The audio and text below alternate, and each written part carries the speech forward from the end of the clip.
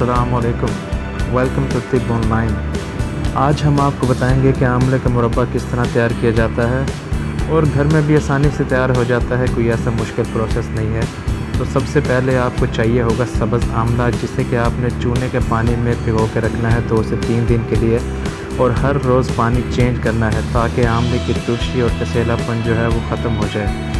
इसके बाद आपने आमले को पानी में डालकर खूब जोश देना है ताकि आमला नरम हो जाए, और उसके बाद पानी खुश्क हो जाए तो आपने शीरा बनाकर चीनी का उसके अंदर डाल के रख देना है 1 दिन के लिए, और अगले दिन उसे चूल्हे पर रख कर सही गर्म करना है ताकि जो है शीरा गाढ़ा हो जाए और आमले में रच बस जाए।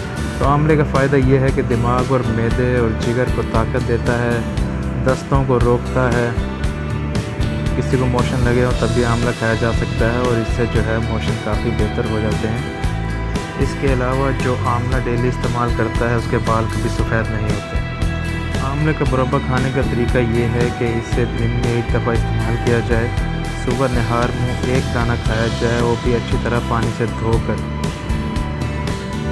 और जिस तरह एक मशहूर कहावत है कि आमले का खाया और बुज़ुर्गों का सुना बाद में ही असर दिखाता है, इसी तरह आमले का रिज़ल्ट भी बाद में नज़र आता है, मगर बहुत ही फ़ायदे की चीज़ है, आप ज़रूर खाइएगा।